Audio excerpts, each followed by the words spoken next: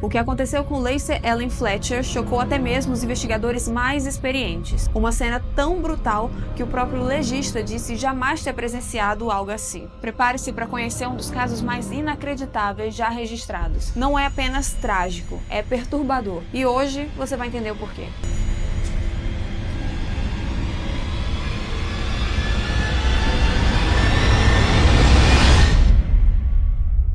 Lacey Ellen Fletcher nasceu em 25 de novembro de 85 em Slaughter, Louisiana, uma cidade pequena com cerca de 1.000 habitantes, de acordo com o último censo de 2023. Seus pais são Clay e Sheila Fletcher, e a família era considerada bem de vida. Clay fazia parte do Comitê de Planejamento e Zoneamento da cidade e era diretor de uma organização sem fins lucrativos cuja missão é educar e promover o apreço pelos sacrifícios feitos por todos durante a Guerra Civil. Já Sheila trabalhou como policial, escrivã, teve um cargo de 4 anos como substituta do prefeito ou vice-prefeito em suas ausências, e na época dos fatos ela trabalhava como assistente de um promotor público. Quando Lacey tinha 9 anos, a família se mudou para uma casa de 2 andares em uma rua sem saída. Eles se sentiram acolhidos na comunidade e fizeram muitos amigos na vizinhança. Lacey fez amizade com todas as crianças daquela rua e mantinha contato frequente com elas. O casal era frequentador da igreja local e era considerado um dos pilares da comunidade. Lacey foi descrita por um vizinho chamado Robert como uma criança inteligente, divertida, normal e muito magra. Robert disse ainda que frequentemente a via se exercitando no quintal da sua casa com pequenos pesos nas mãos. E um amigo próximo a ela disse, abre aspas,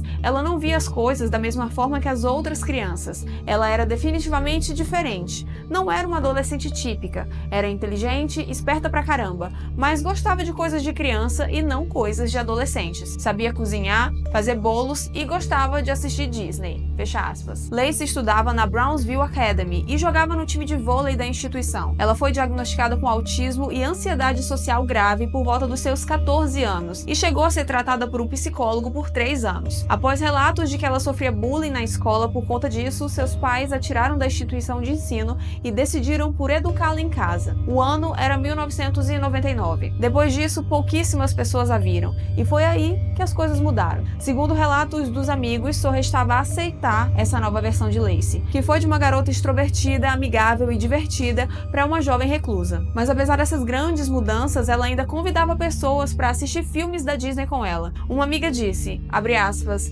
quando Lacey tinha 17 ou 18 anos, ela gostava de filmes da Disney e música country. Ela nos convidou para assistir filmes da Disney na casa dela, mas esse não era meu forte. Eu tinha 18 anos. Eu costumava andar de moto. Fecha aspas. Uma das suas colegas de turma disse, abre aspas, eu me lembro dela como uma pessoa doce e gentil. Ela foi uma das primeiras pessoas com quem fiz amizade quando comecei na escola. Lacey era quieta, mas também expressava suas opiniões. Fecha aspas. Em 2010, Clay e Sheila conversaram com o médico e pediram conselhos. Disseram que Lacey estava cada vez mais reclusa, não queria sair do sofá e nem de casa, e que o caso era tão crítico que ela urinava e defecava no chão perto do sofá só para não ter que sair daquele cômodo. Eles foram aconselhados a levá-la ao hospital para um tratamento mais intenso, mas até onde se sabe, isso não foi feito. Quando ela tinha 21 anos, foi visto pela última vez fora de casa. 7 anos depois, aquele vizinho Robert percebeu que não via Lacey há muito tempo. Ele até pensou que ela tivesse se casado ou entrado na faculdade e mudado de cidade. Quando ele encontrou com Clay, perguntou sobre ela. E segundo Robert,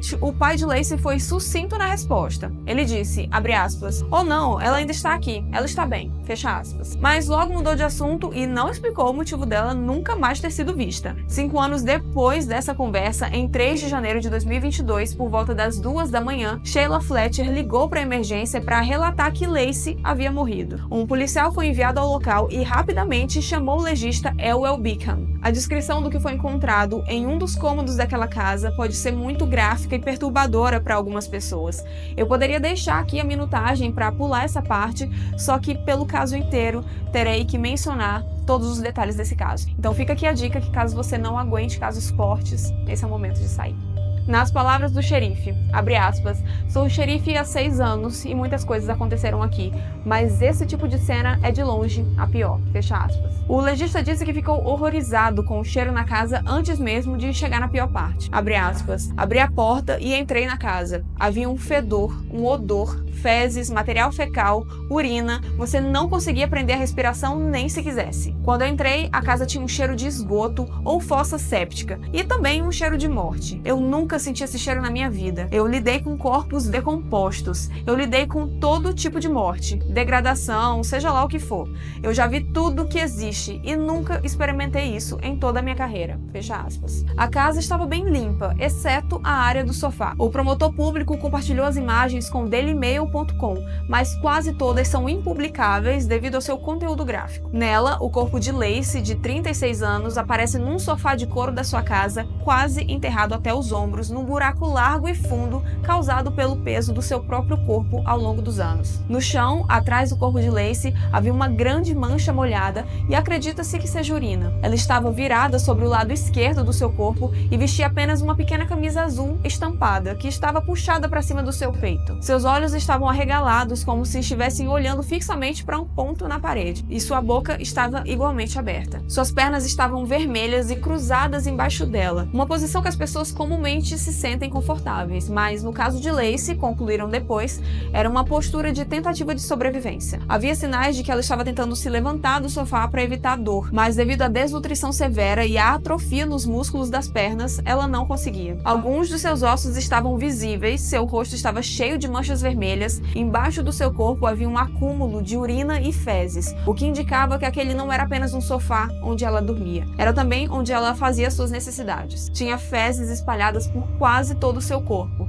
no rosto, no cabelo e nas orelhas também. Além disso, havia picadas de inseto e seu corpo estava infestado de larvas, inclusive ao redor dos genitais. Pelo chão havia muitas fezes de rato. À direita do estofado de couro marrom havia uma cômoda cinza e uma pilha de roupas bem organizada. Na frente, uma mesa desarrumada cheia de lenços umedecidos, talcos, loções, um spray nasal e uma caixa com a foto de uma criança. Entre o sofá e a mesa havia duas caixas de DVDs infantis empilhadas. Não é possível identificar os títulos, mas pelas capas parecem conteúdos infantis. Segundo os policiais, o pai de Lacey estava sem emoção, enquanto a mãe estava sentada com a cabeça entre os joelhos e derramou uma lágrima ou duas, segundo os presentes. Ambos ficaram na cozinha da residência enquanto os policiais analisavam a cena. A descoberta do corpo aconteceu numa segunda-feira, depois que o casal voltou de um fim de semana fora. Um ponto levantado depois foi que quando Sheila ligou para a emergência, ela não conseguiu acertar a idade da sua filha. Ela errou 2 ou 3 vezes antes de finalmente dizer que com certeza era 31, o que ainda estava errado. Lacey tinha 36 anos quando morreu. Não havia evidência de que ela estava sendo alimentada nos últimos dias,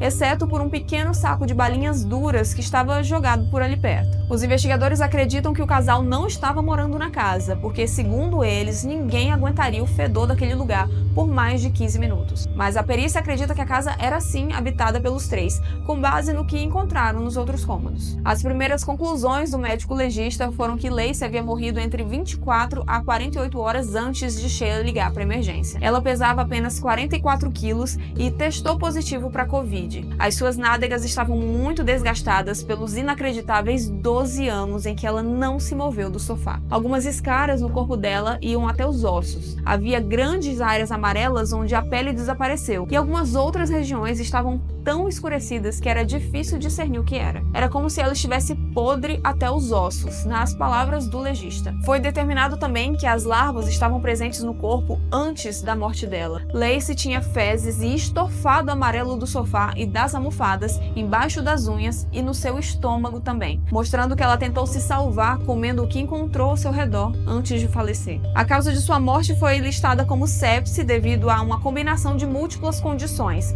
incluindo infecção óssea, imobilidade prolongada, desnutrição extrema e negligência crônica grave de um indivíduo com necessidades especiais. Sua morte foi considerada homicídio e os investigadores declararam que não conseguiram dormir ou comer depois de investigar esse assassinato. Além disso, eles tiveram um sofrimento mental que os detalhes desse caso lhes causaram. Sheila disse que Lacey estava viva por volta das 22 horas do dia anterior, que adormeceu em uma cadeira e quando acordou às 2 da manhã, encontrou Lacey morta no sofá. Informou ainda que sua filha se recusou a sair de lá durante 12 anos, que eles levavam as refeições até dela, que lhe oferecia um pinico para ela usar, só que ela preferia fazer no sofá mesmo, e que ela estava em sã consciência até aquela madrugada. Uma das perguntas levantadas quando esse caso foi divulgado foi a seguinte: se eles foram responsáveis pela morte dela, por que eles ligariam para emergência? Não encontrei nada confirmando isso, mas um artigo diz que eles foram forçados a ligar para emergência porque um vizinho, que não teve o nome divulgado, teria visto Lacey no sofá e forçado Sheila a ligar. Um amigo próximo da família disse que conhecia Sheila e Clay há 25 anos, mas ele nunca soube que eles tinham uma filha, apesar das reuniões semanais que eles faziam juntos. Abre aspas, Clay e Sheila eram como cidadãos modelos, legais, de fala mansa, ou assim pensamos. Estou além de chocado com o que aconteceu. Nunca senti